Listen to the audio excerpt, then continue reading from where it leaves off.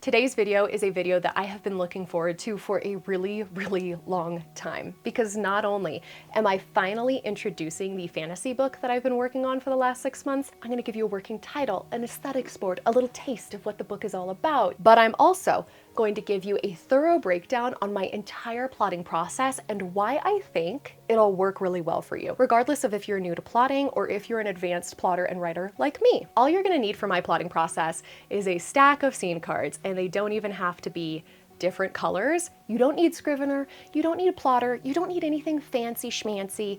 Scene cards for like $1 at Walmart, okay? As a book editor and a writer for many, many years, I'm obviously a huge geek when it comes to plot structure. And I think that there's a really interesting life cycle for most writers where we begin as pantsers, then we end as plotters. And I know that that's probably gonna ruffle some feathers. And this is me speaking as a former pantser myself. Like I said before, I have been writing for many, many years. My writing process has changed dramatically over the course of my writing journey. I spent a lot of time with one foot on each side of the pantser plotter spectrum. And recently, I have realized I just need to fully convert to plotting. I've been an avid plotter for many years. I love plotting, but I tend to have this habit when I'm actually in the drafting process of just allowing myself to explore every square foot of the setting of this world. As a speculative fiction author, this has always felt productive to some level because it does help me to understand the full depth and breadth of the story, but it adds so much time and so much work. And I have deleted quite literally millions of words. I know that that's an insane figure to say out loud, but it's not incorrect. It is unfortunately very correct. I'm at this place in my journey where I really need to demonstrate to myself that I'm not going to get lost in a story. I'm not going to write 1,000 iterations of the same book. I'm not going to end up deleting millions of words. I need to get more productive. And at some point in time, your process stops being a process and it starts being a collection of bad habits. And that's really where I've gotten. With this new fantasy book, I have avowed to change my process once again. I'm going to be evolving. I'm going to push myself out of my comfort zone, and we're going to be going full-blown plotter, which is good. I think that I can do this because I already have a really thorough understanding of plotting. My plotting process is great. It's remained the same for many, many years. It's my drafting process that needs a little work, a little refining, a little discipline, and we're gonna get to that. I'm going to make myself honor my plot come hell or high water. We're not drifting off the path, Anna. We're not gonna do that again. We all know where that goes. In circles, for miles and miles and miles and miles. As excited as I am to dive into all of the personal writing updates that I have for you, because there are a couple of doozies, I'm gonna start off with plotting related things. I think it's just gonna work better as far as the order of this video is concerned. I don't want this to be too top heavy with like a bunch of personal information in case you're new to my channel and you clicked on this video just because you wanna learn about plot. If you can, skip forward. If not, let's talk about plot. So let's start with the basics. I specifically have 3 stacks of index cards. These stacks are all that you're gonna need to begin your plotting process. They're all that you're gonna need, I promise. The first stack, your cast of characters. This is something that people underestimate. When they hear character profile sheet, they think what they look like, their attitude, their general tics and mannerisms and behaviors. No, that's not really what this stack is meant to represent. If you've been here on my channel for any amount of time, you've probably heard me refer to a character's driving forces in life. Their driving forces include their ghost story, their misbelief, their desire, and their need. To be frank, I've kind of pulled these words from multiple different sources. It's a little bit of John Truby, it's a little bit of Save the Cat, but these are the words that to me make the most sense and they just click in my mind. And I refer to them collectively as driving forces because they are the driving forces of every character. These are the things that inform absolutely everything about the character.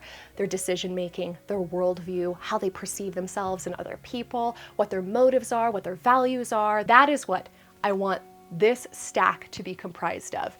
Each and every character in your book needs to be participating in the progression of the plot. They need to be very thoroughly vetted for why they're there, and they all need to have thoroughly mapped out driving forces. Before I go any further, I do think it's important to acknowledge that there are three big moving pieces to every well-told story.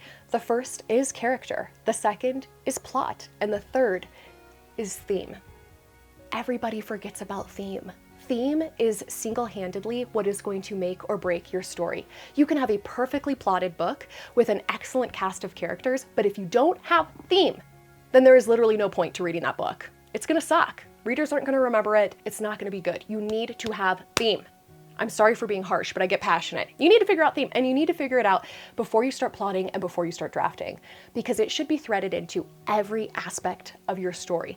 Every single character that you have in your cast of characters needs to be providing a different perspective on the theme of the entire book. The theme should be a neutral question. It should be a question such as, does love conquer all, for example? Does it really conquer all? And then every single character that you have in your cast is providing a different perspective and a different answer to that question. So when I say you need to vet your cast of characters so that they're all contributing to the theme, that is what I mean. Obviously, the perspectives with the most polarity are the protagonist and the antagonist. Perhaps the protagonist believes, yes, love does conquer all, and then the antagonist believes, no, love does not conquer all. Then you've got various other characters who are providing a more nuanced, dimensional, sort of subtle perspective on the same question, but they all should be answering the same question. So, figure out your theme, okay? Moving on. The next stack that I have in my stack of index cards is the basic plot of the book. Every plot is comprised of the basic bell curve of events. Okay, everybody, we've got the inciting incident, the rising action, the climax, the falling action, the resolution. Every single plot structure embodies that general flow, but not every plot structure can be created equal. There are different plot structures for a reason, and depending on the book that you're trying to write, you're gonna wanna be strategic about the plot structure that you end up choosing. So, for example, if you're writing a mystery or thriller book, you're gonna want a 7-act plot structure. If you're writing an action-packed, fast-paced book, you're gonna wanna have probably the 3-act traditional plot structure. I'm writing a fantasy book that is incredibly imagery based. It's very symbolic, it's very metaphorical. For me personally, to bring the strengths of that story to the forefront, I decided to go with a 2-act plot structure. And does that mean that the book is going to be short? No. The amount of acts that you have in your book does not necessarily correlate to the overall length of the book. This book is probably going to end up landing at around 150,000 words. The point is that plot structures are not all created equal. The difference is not the actual plot points that are included, but the pacing between those plot points. So for example, this 2-act plot structure that I'm working with can be perceived as a full circle moment. Rather than the typical bell curve, it's a circle. And instead of a circle, you can envision the plot like this. Why am I laughing? I don't know. So we've got Act 1, Act 2, and in the middle here, hinging both acts, is the midpoint. What I love about this particular plot structure, which is actually known as the chiastic plot structure, is that it is built to be imagery and symbolism based. So basically, each act mirrors the other act. The only plot point that doesn't have a mirror is the midpoint. I'm going to be discussing some more advanced approaches to plot. That's because I am an advanced plotter and writer, and it is quite literally my career to understand all of this. So don't worry, you don't have to plot your book this way. Take what resonates, leave the rest. It's no big deal. I'm just trying to emphasize that this particular plot structure works really well for this particular narrative, and that was a strategic choice on my end. I'm trying to amplify the strengths of this story, which pertain to imagery, to metaphor, to symbolism. And this plot structure that I keep referring to as this, the chiastic plot structure, is known for being very imagery based. The best part about this stack is that you don't need to know the specific plot structure that you're going for yet. That comes after this. These are just the basic plot points that exist in every good story. So map these out and try to keep it succinct. The next stack, the third and final stack, are your actual scene cards. Now, I have kind of a different system where once I start to actually break the book down into chapters, I adjust this to where each card no longer is an index card and is actually like a full-sized piece of paper, but we'll talk about that later. For now, all you need is another stack of these. This is when pacing comes into play. You can probably tell this is well, maybe you can't, I don't know. This is the thickest stack in all 3 bunches of index cards. And that's because I have organized the plot in a scene and sequence layout. So basically, I'm creating a really organic flow from one plot point to another that is based on a cause and effect system, an action and reaction. Now, obviously, there are exceptions. If you're writing a fast-paced action story, be a little action heavy, no big deal. If you're writing a character-driven literary story, be a little heavier on the reflection. Play to your strengths. And this is where I think people start to get scared of plot structure, because it's not quite as easy as just literally following each plot point to a T and coming out with a miraculously good book. That's not enough. If you are just writing because you are anticipating publishing, you're probably not gonna last very long in this industry. I have seen, this is like definitely a segue, but as an editor, I have seen the typical life cycle of an author who just wants to be an author. They just love the idea of a huge vanity shelf, of a line out the door at all of their book signings, at being like a rich and famous author, but they don't actually like the writing process. I want to remind us all that we should be enjoying this. All of this should be fun. The drafting process should be fun. Is it hard? Yes, but it should be more fun than it is hard. And often, if it feels hard, that's because you're probably telling the story wrong. You haven't mapped it out well enough, and you just need to keep practicing. Okay? That's where I come in. I'm here to help you. That is literally my job as a book editor. And if you have any specific questions, drop them down below. I'm happy to elaborate, to talk, to maybe make a future video about a specific topic. With all of that being said, as you can see, these 3 stacks, well, as you cannot see because I'm not showing you what I've written, I have almost finished these. I quite literally only have the climax and the resolution of the 2nd and 3rd stack to finish mapping out. So I'm gonna do that now. I'm excited, I'm gonna get to work. We're gonna finish plotting this book today. I was so excited. And then after that, I just get to go full steam ahead with drafting. Okay, I'll see you on the other side of this B-roll.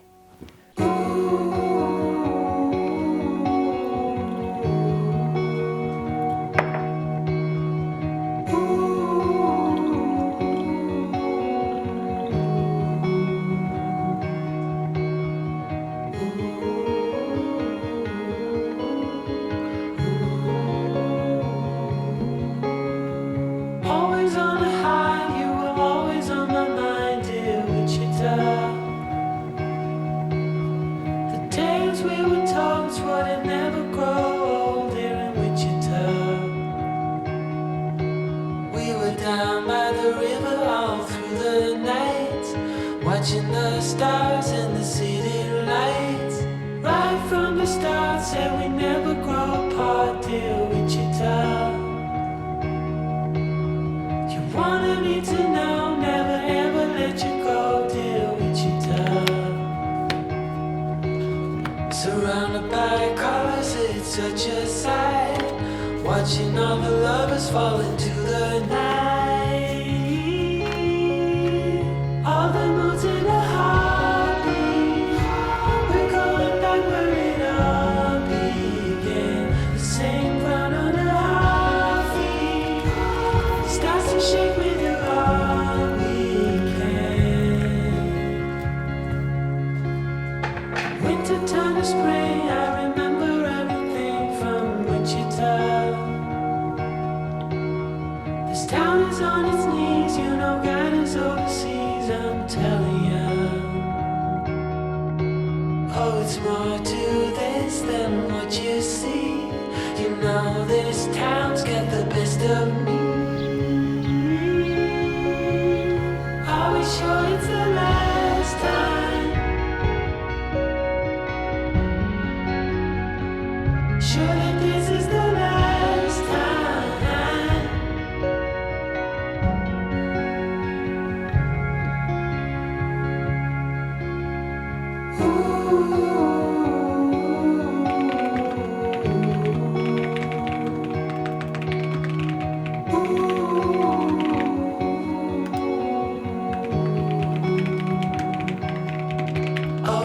Down by the river all through the night, watching the stars and the city lights,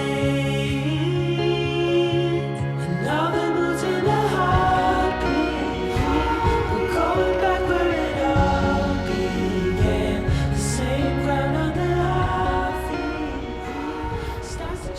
guys have a nice beverage. Let's make ourselves comfortable and let's dive into the writing updates portion of today's video. Today I actually have a jasmine infused green tea with honey. Surprisingly perfect for summer. Highly recommend. So first things first, Project Godspell. I'm so excited. Godspell. So how did I come up with that?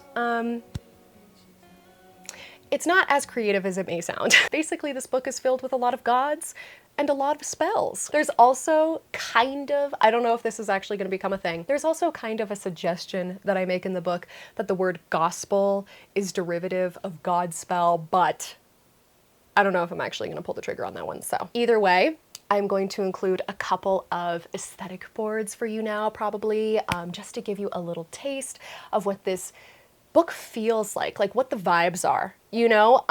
And there are two different worlds in this book, so I'm gonna give you two different aesthetics. One represents the first world and the other represents the second world. When this story idea came to mind in 2013 for me, it actually used to be a Hamlet retelling. I love Shakespeare. I studied Shakespeare in college. It was something that I really, really loved, and Hamlet was my favorite play, so it just felt natural that I would write a retelling. Now, over the last however many years, the book has obviously grown and developed and become like its own entity. It's its own thing now, but there are still little subtle hints of Hamlet throughout the book, hence the skulls. There's a skull referred to as Yorick in the book, for example. There are like little Easter eggs here and there. There's also a very subtle Alice in Wonderland vibe. I'm really happy with the way that I ended up plotting everything out. I am a little,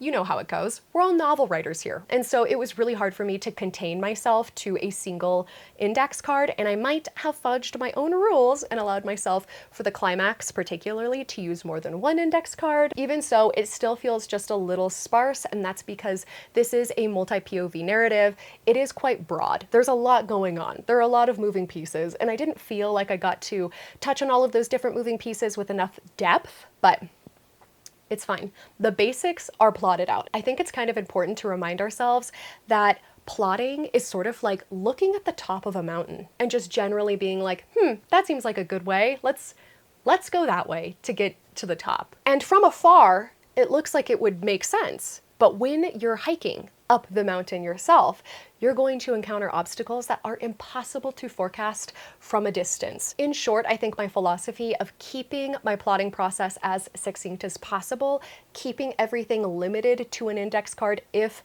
possible, is always going to be ideal, because no matter what, I'm not going to be able to forecast those details until I'm actually drafting the book. So I take comfort and peace in that. I'm really excited to dive into the drafting process. I actually already kind of did. I allowed myself to. And it feels so good to actually get to writing, but particularly because I know exactly where I'm going. And I can already feel how shifting my process in this way is making things a little more fluid, a little bit easier, and yeah, I'm feeling really good about everything so far. On that note, let's talk about the elephant in the room, particularly if you've been here on my channel for a while. Let's talk about A Dark Sky Opens. A Dark Sky Opens is the second book to the first book that I have published. The first book is titled When Stars Burn Out. This series is so close to my heart. I love the Europa series. I'm absolutely gonna finish it. It's something that has been so creatively cathartic for me, because this series is not meant to appeal to anybody. It really was, I think, from the beginning, an important lesson on trusting my own writerly intuition and my own creative instinct, in that it was me writing a story the way that I felt the story needed to be written. It wasn't meant for a target audience. It wasn't meant to be compatible with a specific trend. It's not intended to be marketable or commercially appealing. It's meant to just be what it is. I think it's really important to once in a while write something that truly is just for you, and it's truly just meant to be what it is. And this is my heart book in that way, but the reality is that I published When Stars Burn Out 10 years ago this November, which is really hard to say out loud. I don't think it's a strategic move for me to make A Dark Sky Opens the next book that I publish. And here's why. I feel like this might be a really rare opportunity for me to sort of re-debut as an author, because my writing has changed drastically since I wrote When Stars Burn Out. It's to the degree now where I almost feel like When Stars Burn Out doesn't accurately represent me as a writer at all. Another thing is that When Stars Burn Out right now, if you've read it, you know this, it can function as a standalone. But as soon as I publish A Dark Sky Opens, I'm acknowledging that it's a series. And I just feel like it would be really backwards to publish A Dark Sky Opens, get everybody all excited about this series, and then be like, surprise, I'm actually going to be publishing fantasy now. And again, like I said, I really like the idea of potentially kind of re-debuting myself in fantasy and releasing a book that I feel is more aligned with me as a writer today, because I have changed, I have improved, I have evolved drastically to the point where I think you'll read Project Godspell and not even be able to tell that the same author wrote When Stars Burn Out. So I have,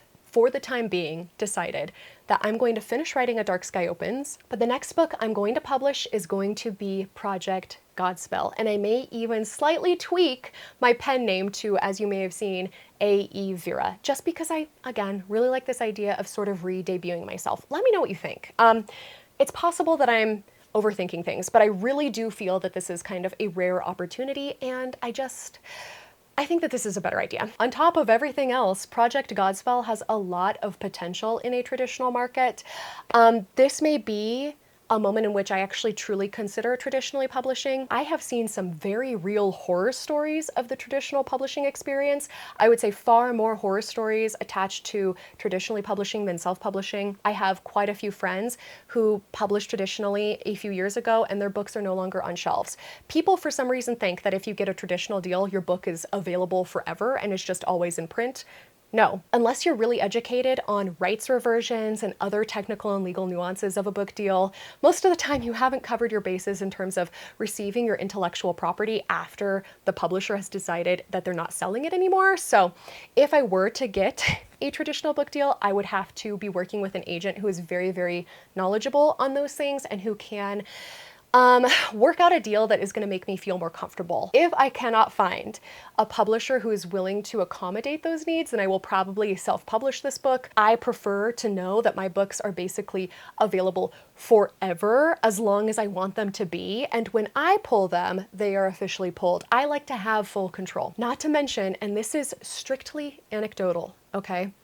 But most of my self-published friends are making way more money than my traditionally published friends. Don't discount self-pub, definitely don't. But for me right now and for this particular book, if I can find a book deal that I am comfortable with and which gives me a lot of control, then I think I would be open to the traditional experience. And that's just because at this stage in my life, I obviously am not I'm not in a place where I have enough time to just hit the ground running with self-publishing. I think if I were able to succeed in self-pub the way that my peers have, I would have already. But I am a full-time book editor and I am editing constantly. And I just haven't found the time to get my self-published book off the ground or to write enough books to create a backlog to float me financially. So for now, I'm thinking this might be a decent jump.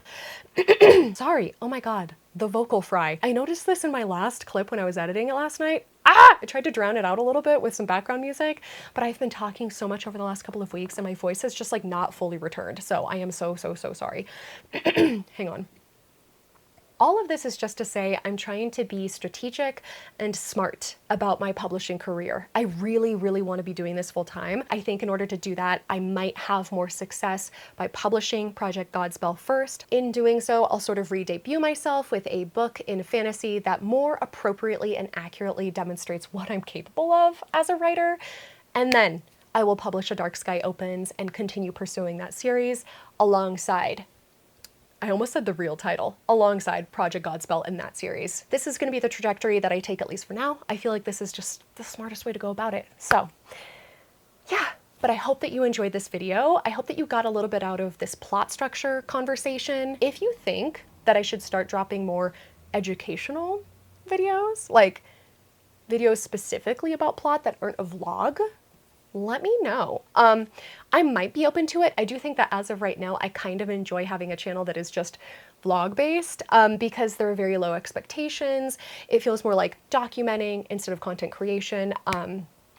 and that is why I've really enjoyed that. But I'm always happy to sort of discuss anything plot related, anything writing, editing, publishing related. I love this stuff. This is what I do for a living. I could talk about it for days and days and days. So I'm still open to it. Maybe like educationally focused vlogs. For now, I'm going to sign off and I'm going to get back to drafting Project Godspell. Thank you all for being here. Have an absolutely wonderful day, my friends, and I will see you here sometime soon on my channel. Bye.